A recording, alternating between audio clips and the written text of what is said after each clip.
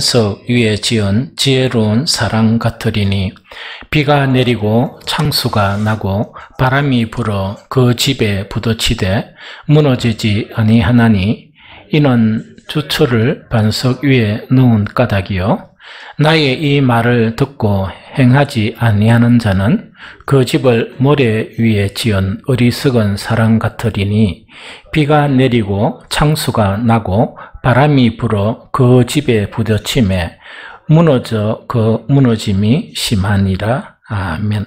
우리 한 번 더 이렇게 읽도록 하겠습니다. 그러므로 누구든지 나의 이 말을 듣고 행하는 자는 그 집을 반석 위에 지은 지혜로운 사람 같으리니 비가 내리고 창수가 나고 바람이 불어 그 집에 부딪히되 무너지지 아니하나니 이는 주초를 반석 위에 놓은 까닭이요 나의 이 말을 듣고 행하지 아니하는 자는 그 집을 모래 위에 지은 어리석은 사람 같으리니 비가 내리고 창수가 나고 바람이 불어 그 집에 부딪히매 무너져 그 무너짐이 심하니라. 아멘. 오늘 이 본문을 말씀을 가지고 그 제목을 뭐로 했으면 좋겠느냐 하는 것을 고민을 했습니다. 그래서 이 본문과 가장 가까운 그런 의미를 가지는 제목이 뭘까 이래 생각하면서 반석 위에 믿음의 집을 세우라 하는 그런 이 제목을 정하게 되었습니다. 오늘 이 본문 말씀 자체는 그 예수님의 그 산산수훈, 보통 산산수훈이라 그래요. 그래서 예수님의 가르침들이 많은데 이 산에 조금 이렇게 올라가서 이렇게 예수님이 앉으시니까 많은 사람들이 모이게 되는 거예요. 그때 이 가르침 자체를 산산수훈 이렇게 우리가 보통 말합니다. 그런데 산산수훈은 마태복음 5장, 6장, 7장의 그런 말씀이거든요. 이 말씀인데 산산수훈은 대단히 중요한 말씀이고 또 주님을 사랑하는 사람들이나 혹은 주님을 따르는 그런 제자들이 정말 이 산산수훈 자체는 바로 제자가 걸어가야 될 길을 이렇게 총망라한 것이다. 이렇게 이야기할 정도로 대단히 소중한 그런 말씀이에요. 개인적으로 산산수훈, 마태복음 5장, 7장, 8장 이걸 더 살펴보면 뭐냐니까 이 성경 전체 있죠. 창세기에서 요한계시록에 우리에게 교훈을 주는 그 교훈 자체를 딱 요약해가지고 딱 이렇게 압축한 것이 바로 산산수훈이 아니냐 제 생각이에요. 이거는 그렇게 할 정도로 아주 대단하고 중요한 그런 이 말씀 중에 또한 예수님의 가르침이 바로 산산수훈이거든요. 오늘 본문은 그 산산수훈을 다 이렇게 가르치시고 이렇게 이제 정리를 한 거예요. 이 결론을 탁 내리는 그것이 바로 오늘 우리 두 분이나 연거푸 읽은 그 내용이 바로 오늘 본문 내용이다 하는 그 이야기죠. 그런데 다시 한 번 더 정립을 하면 왜냐니까 너무 쉽게 잊어버리니까 우리는 그 어떤 습성이 우리한테 있는 거니까 성경의 중요한 말씀은 잘 잊어버려요. 그런데 별로 안 중요한 거는 잘 기억을 해요. 그렇게 이게 왜냐니까 우리 탓이 아니고 제가 보니까 이 사탄의 탓이다는 생각이 듭니다. 중요한 말씀은 잘 이렇게 방해를 해가지고 그 말씀을 이해 못하게 하고 또 의미를 이렇게 조금 이렇게 이상한 대로 이끌어가지고 이렇게 막 이해하도록 이렇게 하는 것 같아요. 그런데 성령께서는 뭐냐? 아주 중요한 말씀 자체는 중요하게 우리에게 각인을 시키려고 그러고 그런 영적인 싸움이 우리 속에 있기 때문에 그런 현상이 나타난다 하는 그것이죠. 그래서 다시 요약하면 예수님이 이제 어떻게 말씀하시는 거니까 마태복음 5장부터 참 어려운 그런 말씀도 있어요.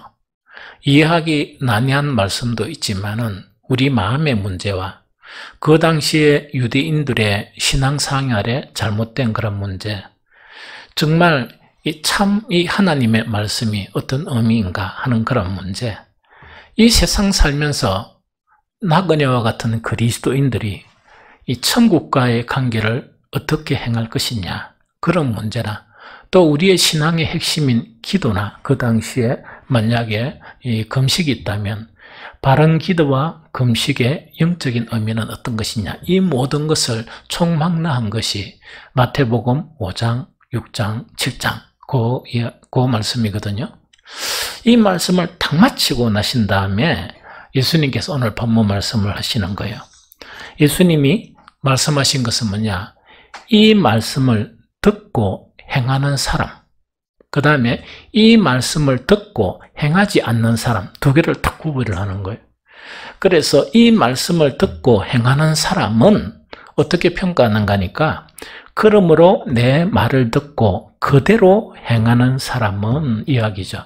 그래서 예수님이 마태복음 5장, 6장, 7장에 그 교훈들이 있다 그러면 그걸 뺄 거 빼고 이상한 거 붙이고 이런 거 하지 말고 예수님이 하신 말씀 그대로 행하는 사람은 어떤 사람이냐? 반석 위에다가 집을 지은 슬기로운 사람과 같다, 그 이야기거든. 그러면 뭔가 집을 우리가 막 짓잖아요. 짓는데 예수님이 하신 그런 교훈의 말씀대로 그대로 행하는 사람은 그 집을 어디에 세우는가 같은가 하니까 반석 위에 집을 세우는 것 같다 하는 그 이야기거든요. 제가 한 번씩 이렇게 톡 지나가다 보니까 이 동네에도 이 건물을 짓고 뭐 조립식인데 짓고 하는 거를 몇 번 봤거든요. 한 가지 특이한 현상 자체는 뭐냐? 나는 땅파가 그대로 이렇게 세우면 되는 줄 알았습니다. 그렇게 안 하고 땅을 탁 이렇게 조성해 놨고 난 다음에 콘크리트를 이렇게 이 층을 만드는 거예요. 이 지면과 그 층 자체가 콘크리트 이 타설이라고 그러거든요. 하는데 이 정도 두께로 집을 딱 세우는 그게 뭐냐? 전체로 이 정도. 그래서 여러 가지 뭐 필요한 것은 그게 뭡니까? 이 홀을 뚫고 이래가 하는데 그것을 세우면서 그거 세우는데 시간을 한참 걸리더라고요. 그래서 그리고 난 다음에 계속 하는 거예요. 내가 몇 번 봤거든요. 그런데 이제 그렇게 세워야 되는 것을 이야기하는 거예요. 그래서 집을 세워가지고 튼튼하고 강한 집이 되려고 그러면 반석 위에 집을 세워야 되거든요. 우리 믿음도 마찬가지다는 그 이야기거든요.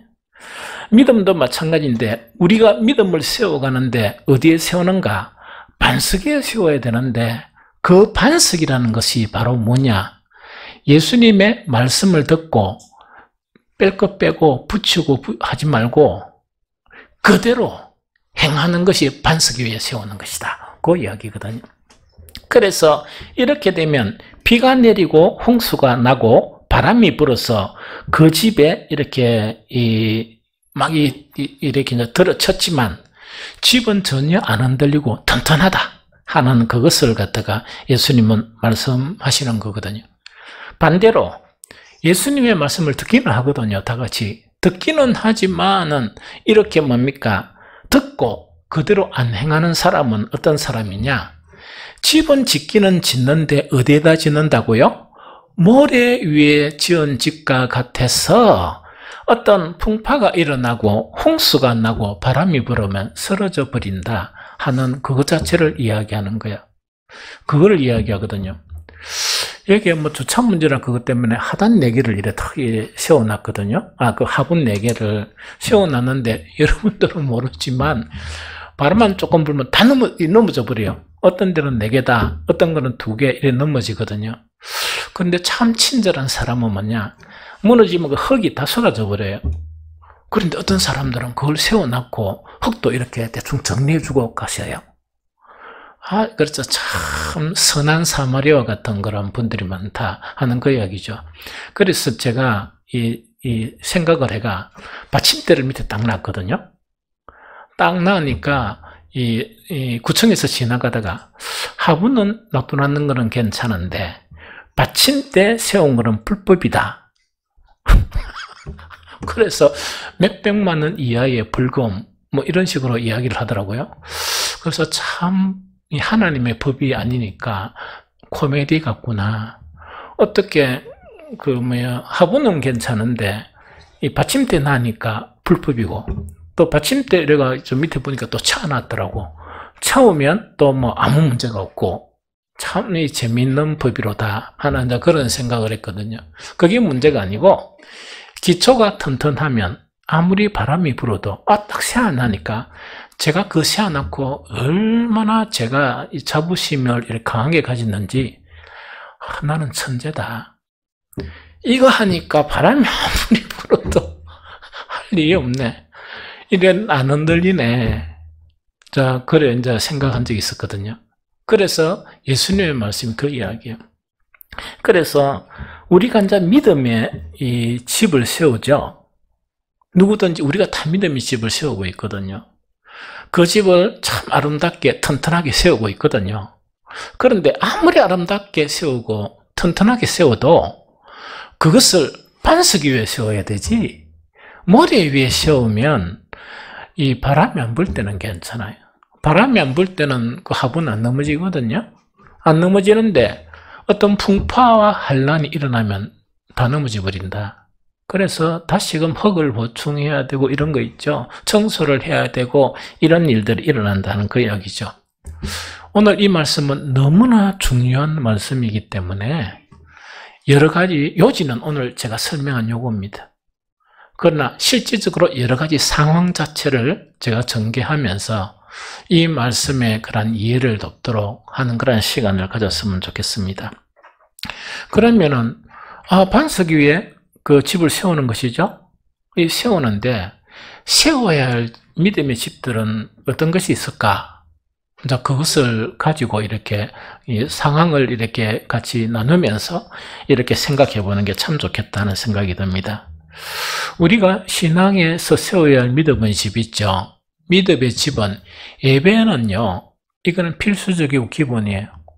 예배는 대단히 중요해요. 그래서 예배를 구태여 이렇게 생각하지 않고 우리가 신앙생활 하는데 예배하고 함께 세워가야 될 것이 5가지가 있어요. 이 5가지가 없으면 그거는 신앙의 집이 아니에요. 그 믿음이라고 이야기할 수가 없거든요.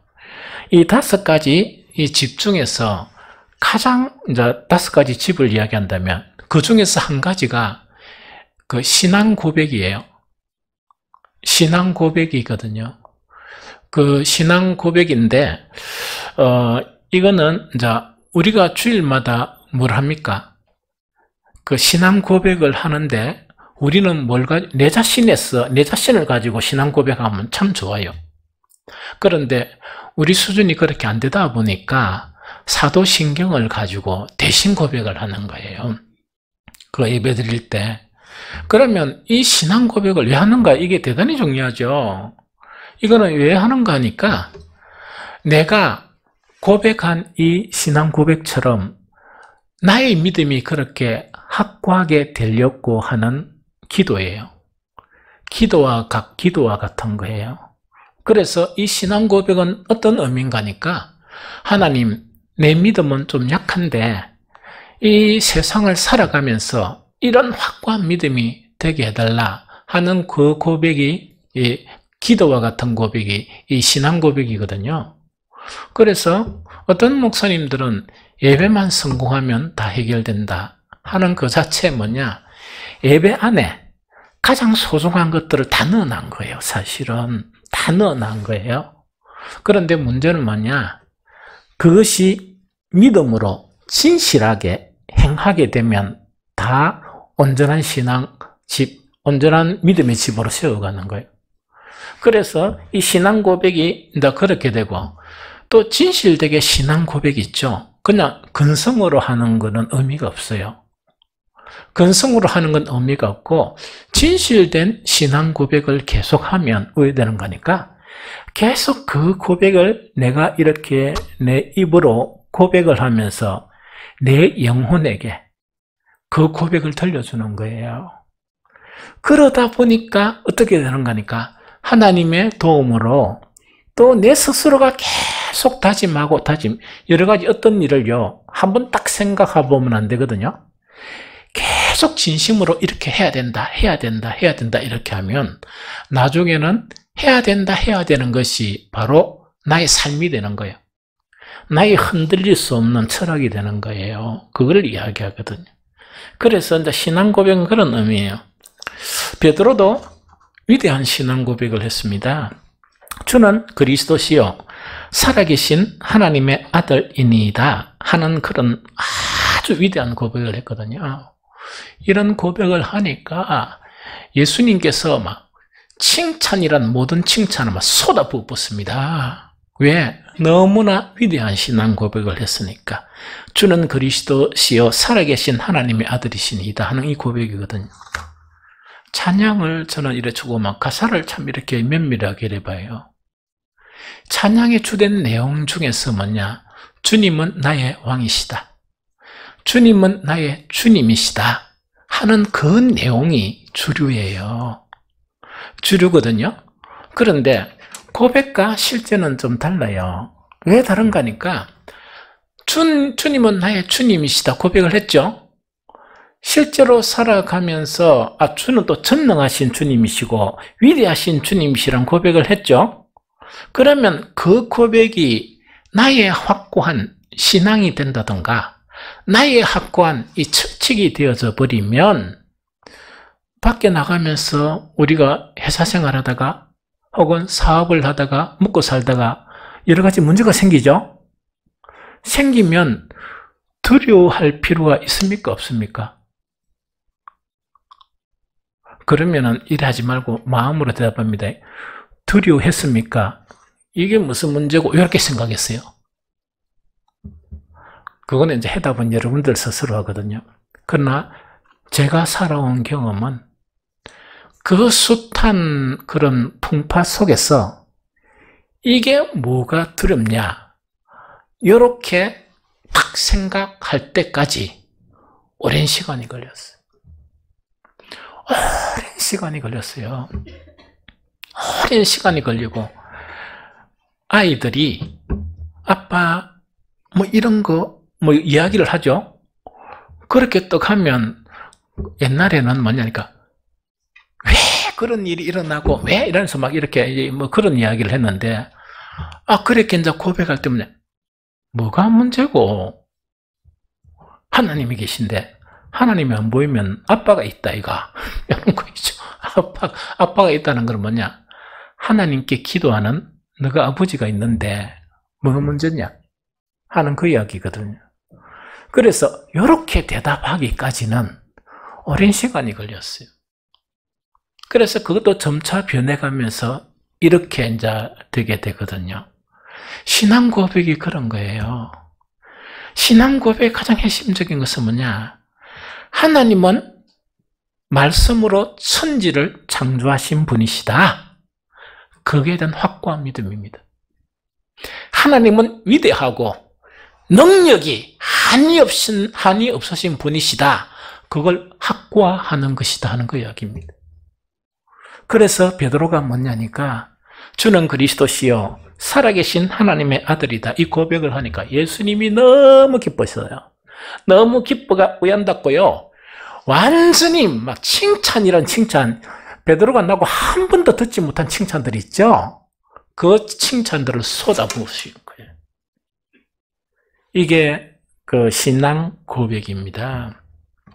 신앙 고백을 통해서 뭐가 확고화되느냐?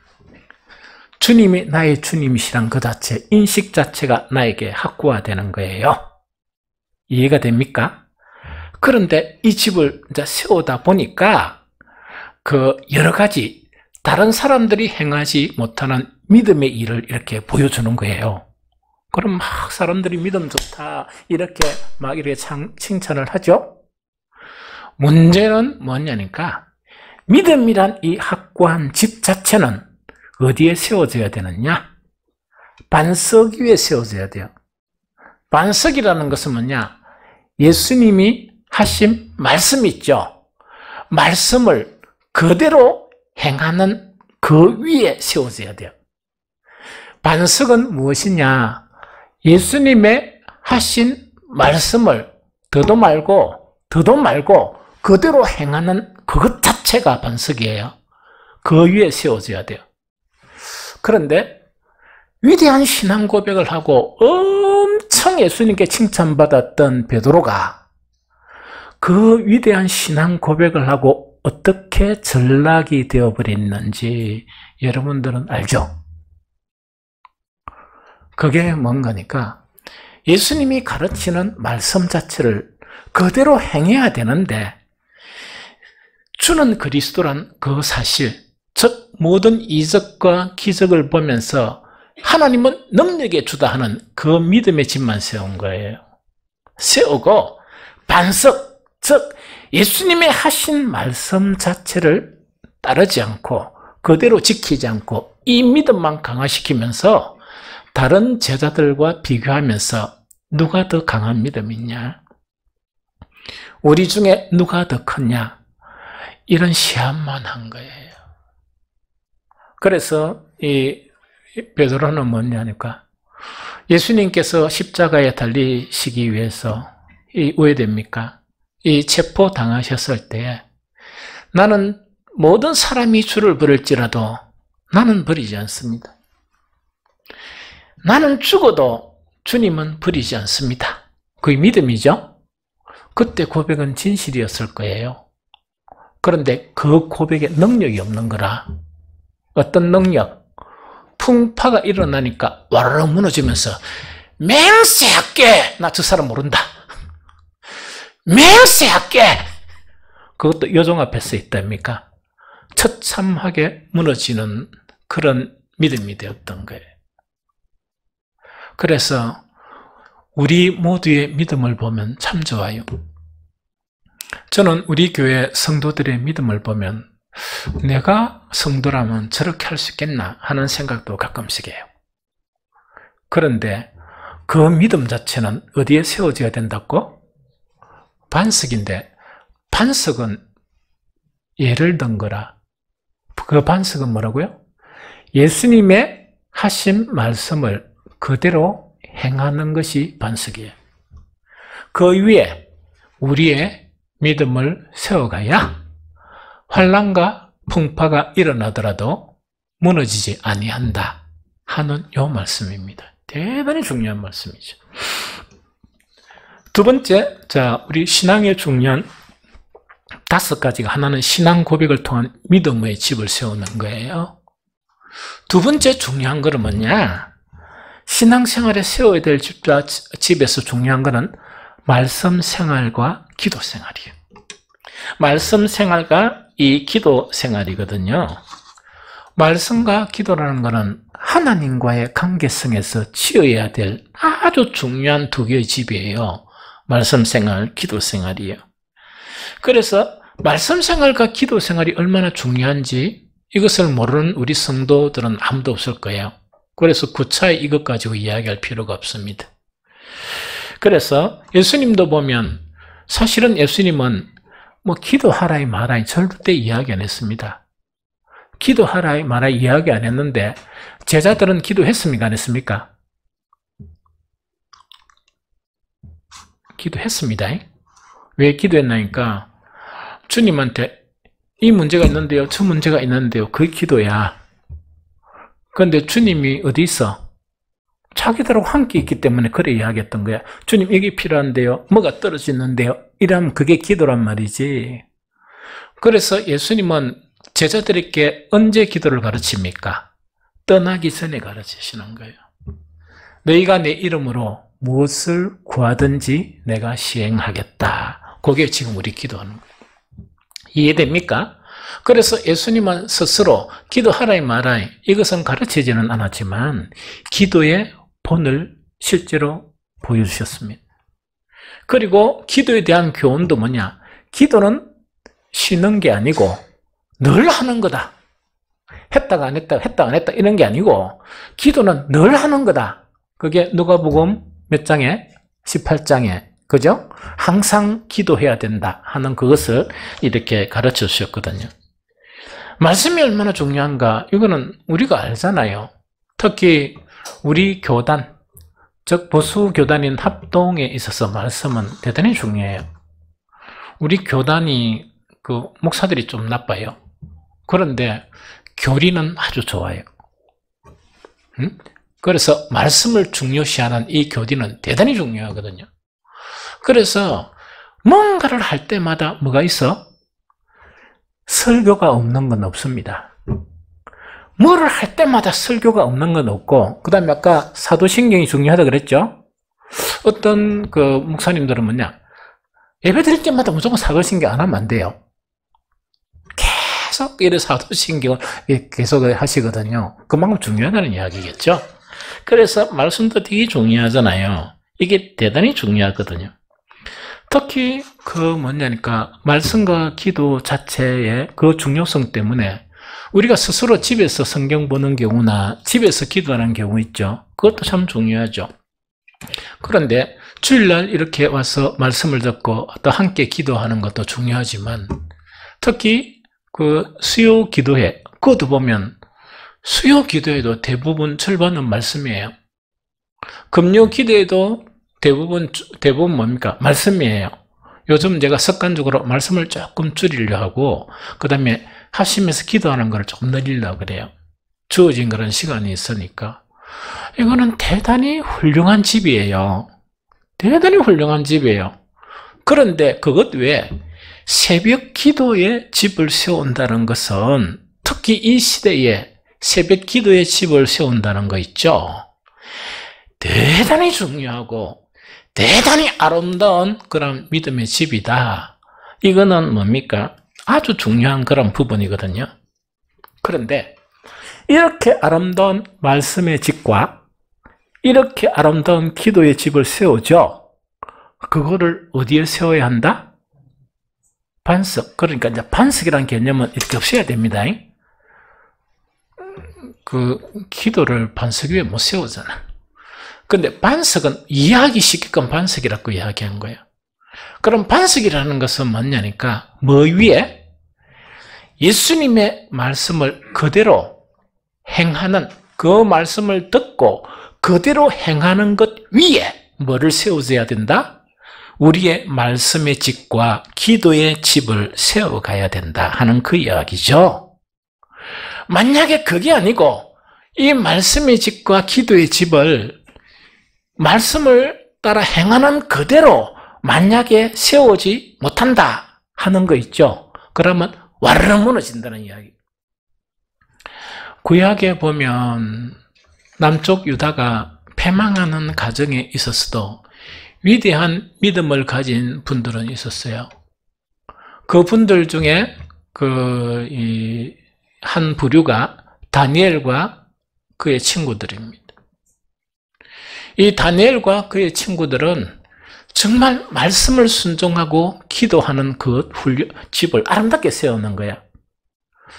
그런데 이런 풍파가 일어나는데 예루살렘이 멸망하는 그런 상황 속에 대부분들의 사람들의 세운 말씀의 이렇게 집과 기도의 집은 다 무너졌습니다. 특히 그 포로로 바벨론에 끌려간 사람들이 있죠. 끌려간 사람들의 믿음의 집과 이렇게 기도의 집도 다 무너졌습니다. 그런데 다니엘과 세 친구는 뭐냐? 죽음 앞에서도 그 기도의 집이 흔들리지 않았어요. 결과 죽었는가? 안 죽었습니다. 안 죽었거든요. 그것뿐만 아니고 다니엘의 세 친구는 뭐냐니까 말씀을 지키는데 뭐 앞에서도 죽음 앞에서도 말씀을 지켰습니다. 그래도 죽지 않았거든. 그런데 우리가 말씀의 집과 기도의 집을 어디 위에 세우면 머리는 이제 보여야 됩니다. 주님의 말씀을 그대로 행하지 않는 것 위에 막 세우죠. 세우면 어떻게 된다고?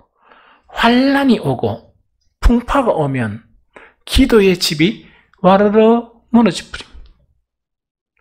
또한 뭐냐? 말씀 있죠. 막 큐티도 하고 온갖 다 하더만은 와르르 무너져 버립니다. 다시 세우려고 하면 옛날에 이런 경험이 있는데 참 우리가 힘들 때가 뭐냐? 옛날에는 내가 이렇게 했는데 그럼 나는 항상 이야기하거든요. 지금은 많은데요.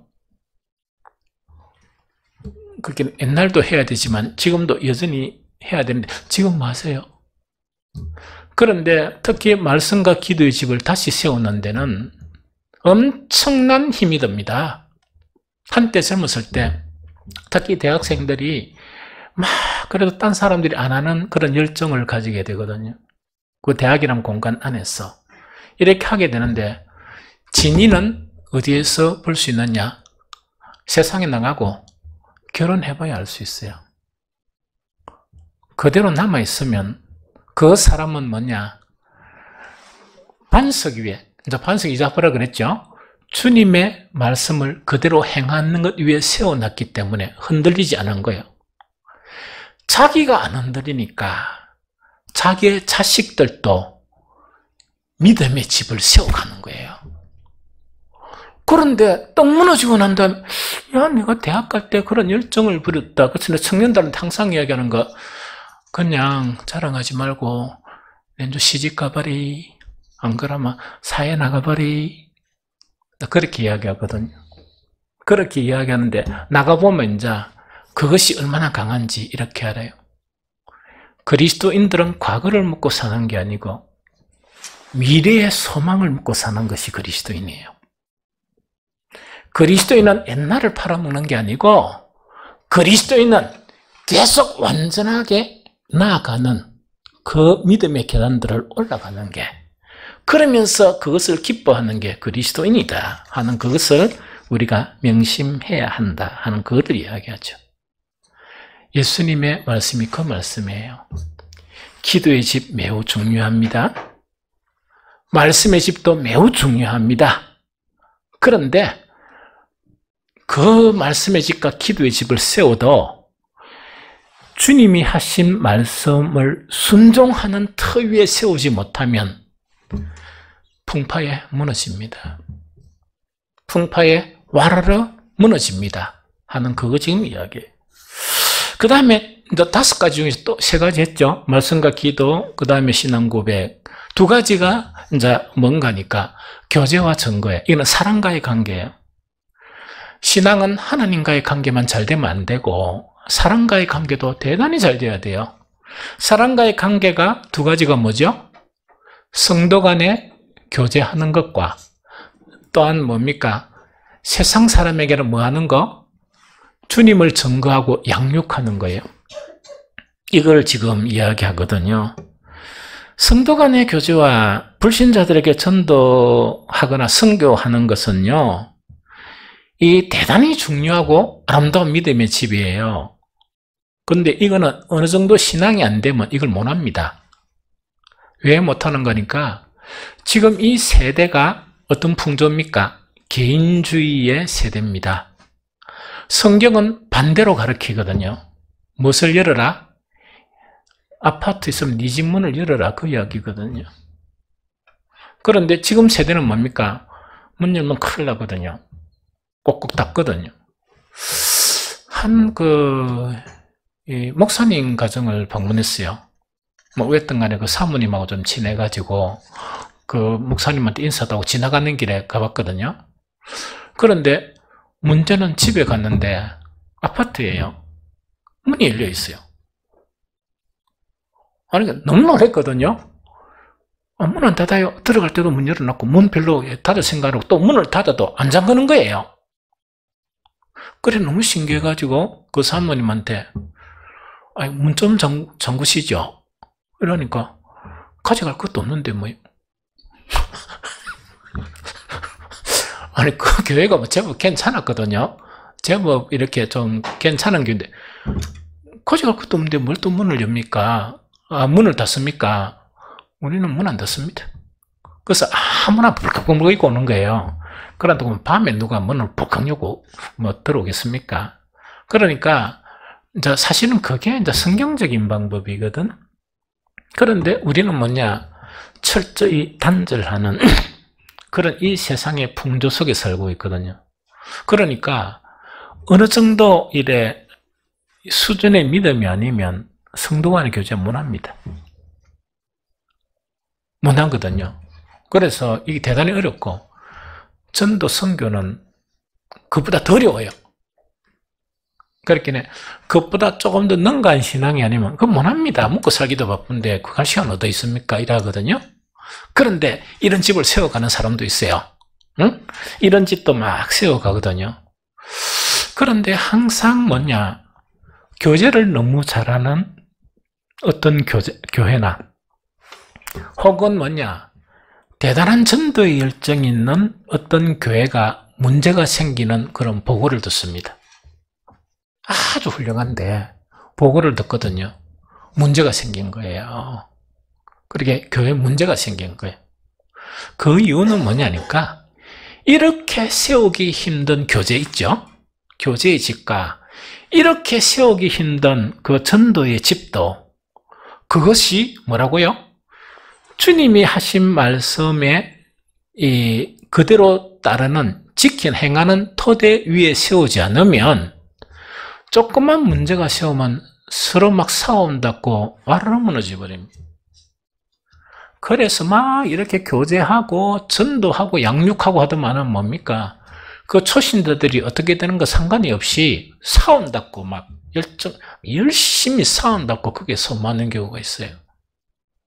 그래서 이런 훌륭하고 위대한 집도 어떻게 해야 되는가 하니까, 어떻게 하는가 하니까, 그것이 어디 위에 세워져야? 예수님의 말씀에 순종하는 그 반석 위에 세워져야 안 흔들립니다. 이거는 이번 모든 대한민국 교회뿐만 아니고 전 세계는 몰라도 다 경험했잖아요. 코로나 팍 터지니까 참 신기한 게 두 가지 일어났어요.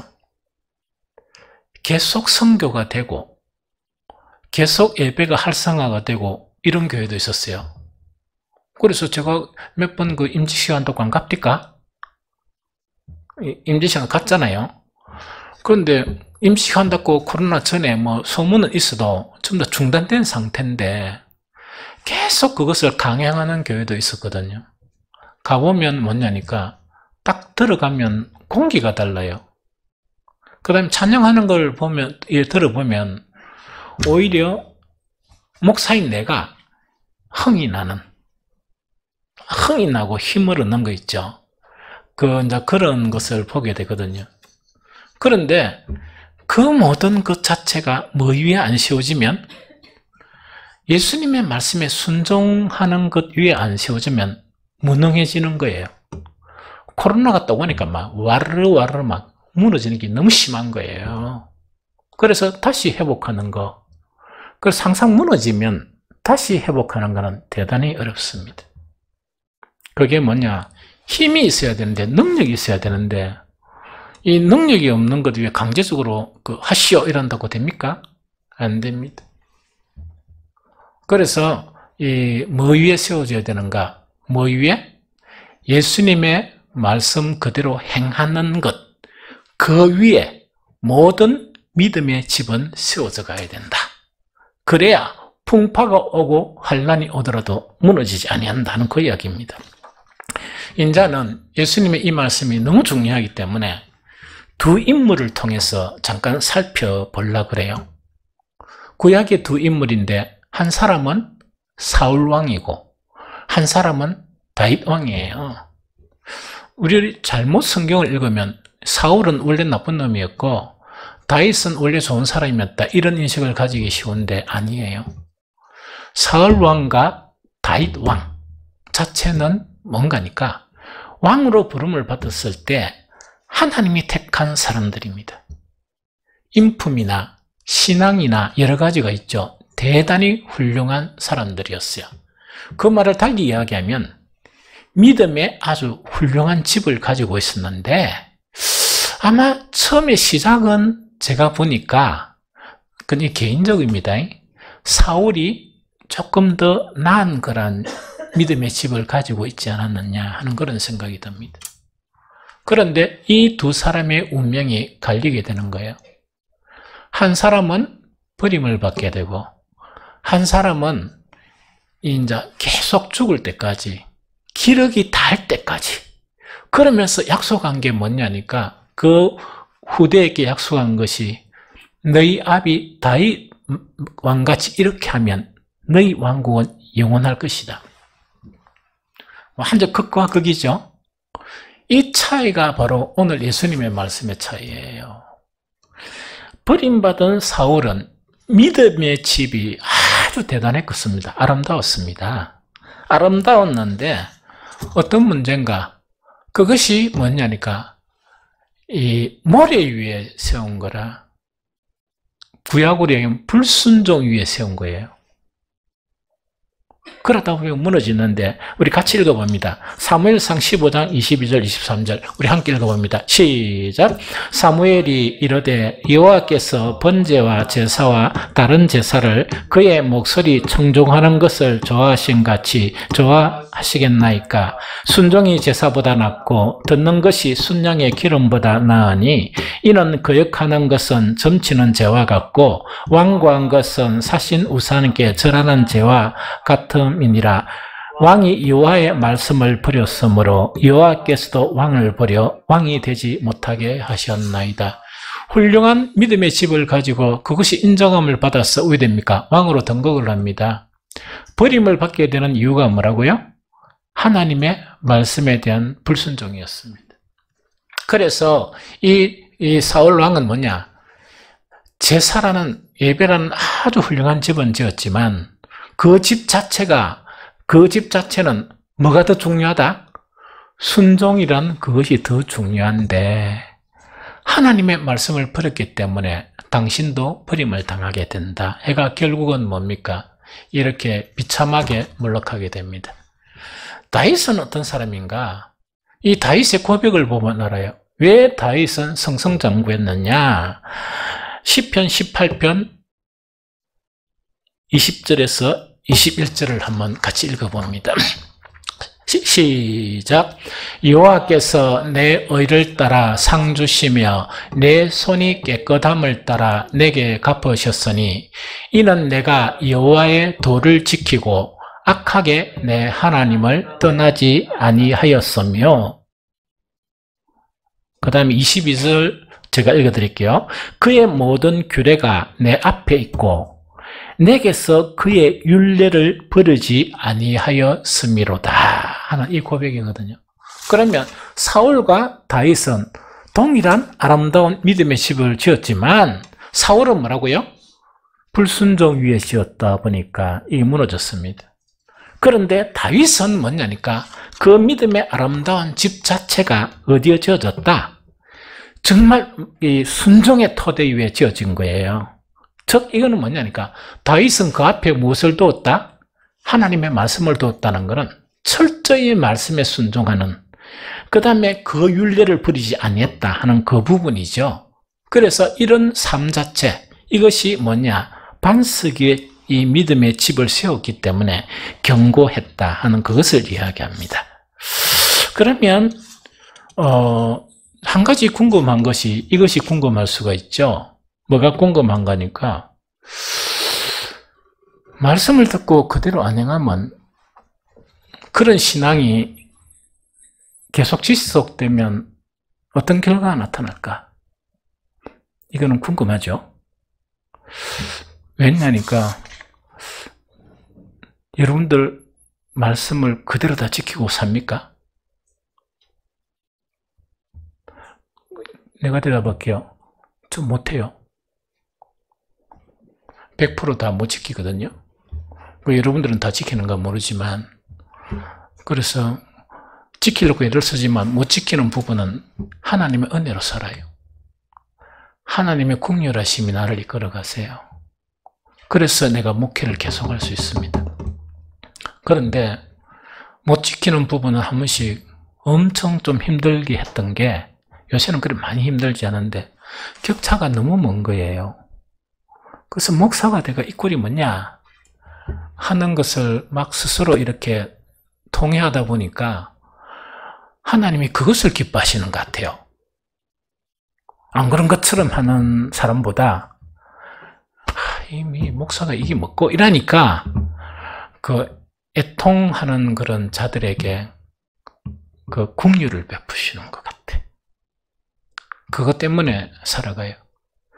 그래서 말씀을 듣고 그대로 행하지 않는 사람의 그래도 결론은 우리가 알아야 돼요. 이 문제를 생각할 때마다 항상 조심스러운 거, 왜 내가 내 스스로 이야기를 스스럼 없이 하느냐. 여러분들의 짐이 안 되고 오해가 안 되기 위해서 하는 거예요. 우리는 말씀을 듣고 그대로 행하지 않는 신앙이 지속되면 어떻게 되는가? 성경에 나와 있습니다. 그거 제가 박사예요. 엄청 많이 있어요. 그런데 이렇게 뜸을 들이면서 이야기하는 것은 저나 여러분들은 아무도 완전하지 않다. 두 번째, 아무도 완전할 수 없다. 그런데 완전을 향해서 달려가야 된다. 그 다음에 어떤 정점에서든지 그대로 행해야 한다. 이 원리를 지켜야 돼. 이 원리 지키지 못하면 스스로 괴롭히고 또 다른 사람하고 비교의식이 생기거든요. 비교의식 가질 필요 뭐 있습니까? 여러분들 여기 땅해가 100m 뛰는 사람들이 앞만 향해 달려갑니까? 이래가지고 어디로 노? 요래 달려가는 사람 있습니까? 실력차가 월등하면 그래 보는 사람도 있대요. 너무 빨리 가다 보니까 이거 안 오노? 이래가지고 보거든요. 그런데 열심히 달려가는데 저 사람 보고 할 정신이 어디 있어요? 무조건 이렇게 달려가야 되지. 이해가 됐죠? 그래서 100% 말씀의 사람은 아무도 없습니다. 왜 그러냐? 우리가 육신을 입었기 때문이거든요. 100%의 완성은 죽음과 부활을 통해서 완성이 됩니다. 그래서 우리의 죽음과 부활이 그리스도인의 소망이 되는 거예요. 세상 사람과 달리. 좀 이해가 되죠? 그런데 이 다윗의 그런 고백을 보면 이거 보면 율법적인가 생각이 들거든요. 주님께서는 나의 의를 따라 상 주시는 주님이시다. 아주 강하게 고백을 하거든요. 그게 뭐냐? 믿음의 경주를 경주하다 보니까 말씀을 지키는데 수준이 천차만별이겠죠? 천차만별이죠. 다윗이 딱 보니까 이 단계를 넣고 이러다 보니까 다른 사람하고 딱 보니까 더 많이 받았거든요. 그 고백인 것 같다는 생각이 듭니다.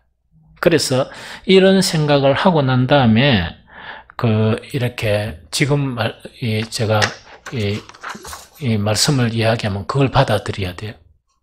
안 그러면 불필요한 또 사탄이 그걸 이용해가 엄청 여러분들 괴롭혀요. 나는 앙되는 인간인가 보다. 이런 거 있죠? 그런 건 아닙니다. 제일 첫 번째로 뭐냐니까 말씀을 행하지 아니하면 우리의 공적 있죠? 주님을 위해서 산 그런 집의 공적 있죠? 그 공적의 평가를 제대로 못 받아요. 그러니까 말씀에 순종하고 없이 우리 성도들 그러니까 나는 성격상 모든 부분에서 뭔가를 강요하거나 그렇게 안 해요. 스스로 다 하거든요. 또 진리의 말씀에 대해서 다른 가르쳐야 될 게 너무 많아가지고 이걸 해야 되고 저걸 해야 되고 교회 무엇이 필요 이걸 잘 안 하거든요. 안 해도 너무 잘하는 것 같아요. 그러니까 전도를 조금 못하고 교제를 조금 못하는 그게 덤이지 이거는 너무 잘하시는 것 같아.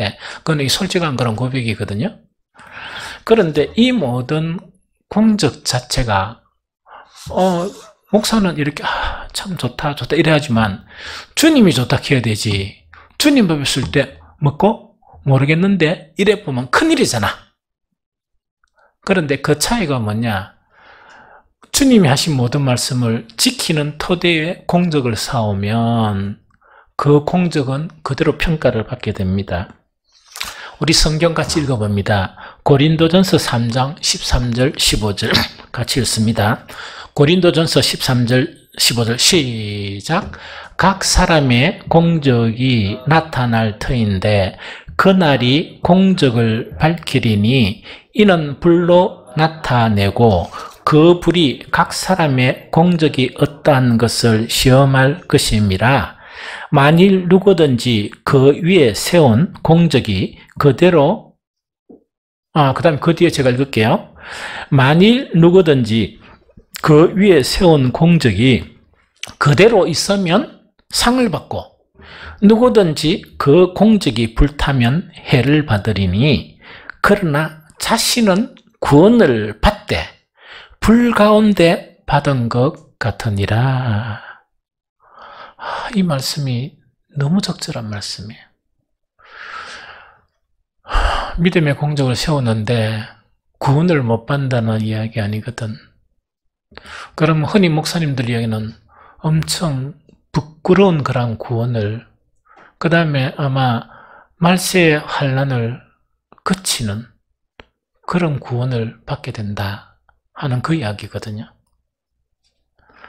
그래서 우리는 우리의 공적이 있는데 일단은 불로 이렇게 시험을 거치게 되는데 그 공적이 그대로 남는 공적은 불이 안 타고 그대로 칭찬을 받게 돼요. 그런데 그 공적이 아무것도 없이 주님, 나는 지옥 갈 수 없습니다. 내가 금식을 얼마나 많이 했고 헌금을 얼마나 많이 했고 그 다음에 주님이 하시는 하라고 그 일을 얼마나 많이 했는데요. 그렇게 또 했는데도 뭔가니까 주님의 말씀에 순종의 터 위에 세워가지 못하면 인정을 못 받게 되는 거예요. 그래서 구원을 받되 어떻게 받게 된다고? 불 가운데 받게 된다. 이런 이야기거든요. 그러면 왜 이런 일이 일어나느냐? 그 해답을 예수님은 더 격하게 말씀하시는데 오늘 읽었던 본문 그 바로 위에 있습니다. 마태복음 7장 22절 23절을 봅니다. 마태복음 7장 22절 23절 자 같이 읽어봅니다. 시작. 그날에 많은 사람이 나더러 주여 주여 우리가 주의 이름으로 선지자 노릇하며 주의 이름으로 귀신을 쫓아내며 주의 이름으로 많은 권능을 행하지 아니하였나이까 하리니 그때 내가 그들에게 밝히 말하되 내가 너희를 도무지 알지 못하니 불법을 행하는 자들아 내게서 떠나가라 하리라. 그럼 이 앞에 있는 것은 공적이라. 이거는 선지자 노릇하고 귀신도 쫓아내고 많은 권능을 행하는 것은 뭡니까? 이렇게 믿음의 집을 세우는 하는 그 부분이죠. 그럼 주님을 딱 만나서 주님 아시지요? 이러면서 그걸 내세웠단 말이야. 그 카드를 탁 내세우니까 뭐라고? 이런 반응이단 말이에요. 뭐라고? 나는 모르겠는데. 나는 모르겠다 하는 그 이야기거든요. 그러면서 뭐를 지적하는가? 불법을 행하는 자들아. 불법을 행하는 자들이라는 것은 주의 이름으로 선지자 노릇하는 게 불법입니까? 아니죠. 선지자 필요하지. 주의 이름으로 귀신을 쫓아내는 게 불법입니까? 아니죠. 주의 이름으로 많은 권능을 행하는 것이 불법입니까? 아니죠. 불법은 뭐가 불법입니까? 주의 법대로 그대로 따르지 아니하는 그것이 불법이라. 이해됩니까? 즉 이 모든 권능이나 선지자 노릇이나 귀신을 쫓아내는 거나 모든 일들 자체가 법 위에 세워져야 되는데 그 법은 뭡니까? 불법이 안 되려고 그러면 주님의 모든 말씀을 따르고 그대로 지키는 것이 이것을 합법화한단 말이에요. 그게 안 되니까 뭡니까? 네가 불법만 저질렀다. 한 예 듣까요? 선지자 노릇을 하면 하나님과 영혼들을 위해서 선지자 노릇을 해야 되죠? 맞습니까? 불법을 이야기해 드릴까? 선지자 노릇은 그대로 하는 거야. 목적이 하나님의 구원과 영혼들의 그런 믿음을 계속 이렇게 강화시키는 그게 목적이 아니었고 더 큰 목적이 자기 속에 있는 거야. 그게 뭔가니까 성경에서 계속 이야기하는 그들의 주님은 뭐가 주님이라고? 뭐가요? 예, 이 돈이 그들의 주인이. 목적의식이 그런 억식을 가지고 이걸 다 감추고 이렇게 선지자 노릇했죠. 병 고치는 것도 마찬가지야.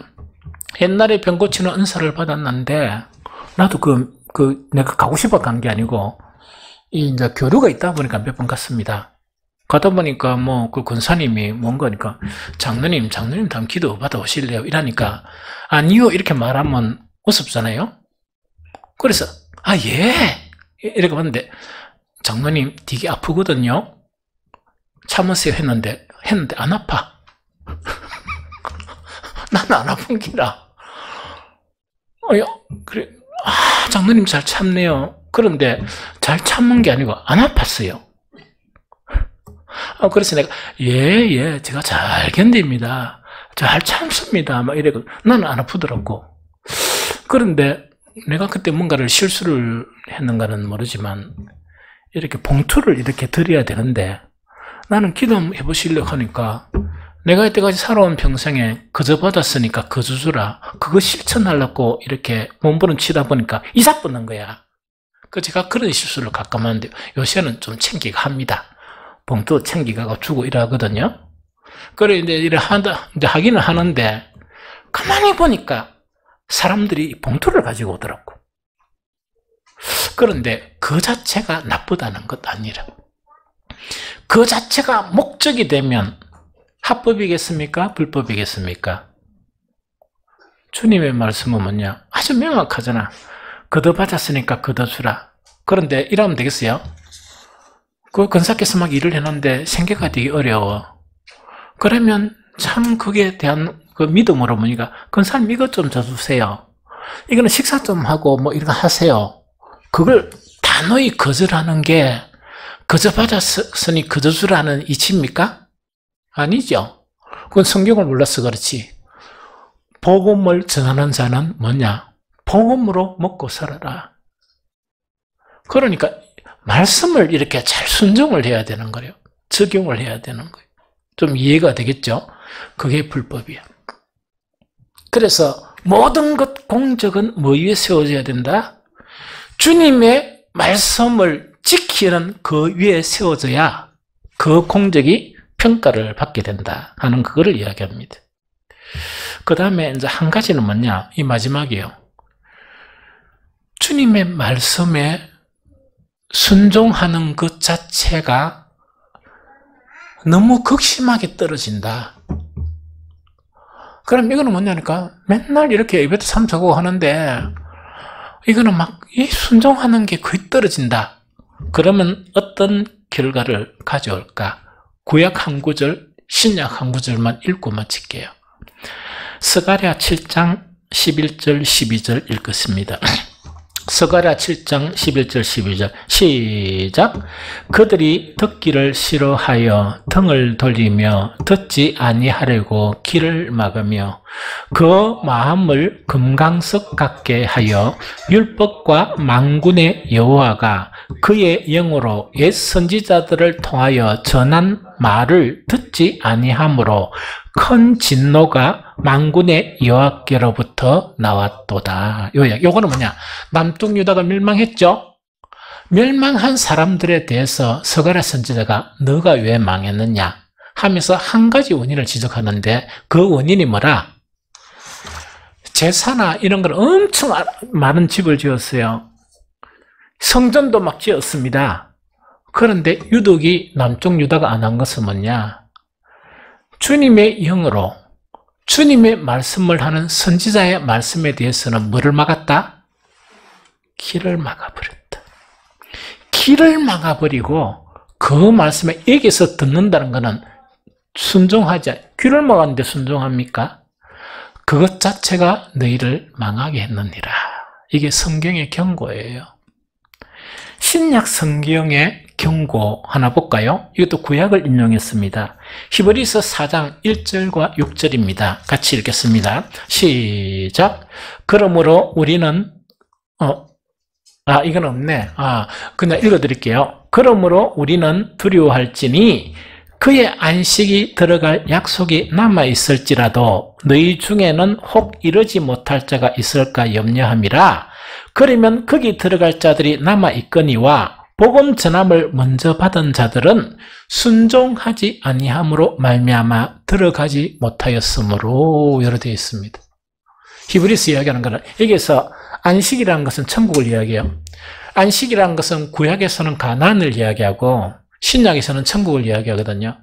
천국에 들어갈 자리가 남아있을지라도 뭘 하지 않으면, 복음의 말씀을 순종을 안 하면 들어가지 못한다 하는 그런 경고의 말씀이다 하는 그 이야기죠. 결론을 내리겠습니다.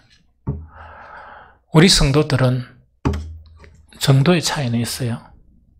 정도의 차이지만 그 또 모양은 또 달라요. 왜냐니까 그 집을 세우는 모양은 다르거든요. 다르지만은 아름다운 믿음의 집들을 세워봤습니다. 아름다운 믿음의 집을 세워봤기 때문에 코로나라는 그런 환란을 통해서도, 그 다음에 목사가 사람들 눈치를 잘 안 보거든요. 이렇게 막 그런 거 잘 안 하는데도 불구하고 교회가 이렇게 되고 있거든요. 그것은 여러분들이 세운 믿음의 집들입니다. 목사는 오로지 그냥 절대로 사람 눈치는 안 보고 하나님의 말씀은 전할 것이다. 왜? 그것 때문에 부름을 받았으니까. 사람들보다 더 두려운 분이 하나님이시니까. 그런데 또 좀 강하거든요, 그런 부분에. 그런데도 불구하고 교회가 이렇다는 것은 여러분들이 세운 아름다운 그런 믿음의 집들 때문에 그렇습니다. 그런데 이것 자체가 뭐 위에 세워져야 된다고? 주님의 말씀을 따르는, 행하는 그 위에 세워져 가야 주님으로부터 인정함을 받습니다. 이 세상에 살면서 풍파가 일어나도 그 집이 안 흔들립니다. 그것이 오늘 요지입니다. 그럼 혹시 여러분들 이러하겠죠. 내가 별로 순종한 것도 많이 없는데 그럼 주님 앞에 가면 내가 이렇게 수고한 것이 다 헛겁니까? 아닙니다. 항상 우리가 이해하기 쉽게 건축물로 이야기했죠. 그런데 여러분들의 공덕 자체가 지금이라도 순종의 그런 터 위에 세워가면 여러분들의 모든 공적은 그대로 남게 됩니다. 그래서 무엇에 힘써야 되는가? 공적을 세워가는 것도 힘써야 되지만 주님의 말씀을 순종하는데도 힘쓰고 애쓰는 거 있죠? 아까 이야기했죠? 목표가 100%가 저 위에 있다 그러면 막 쫓아가야 돼.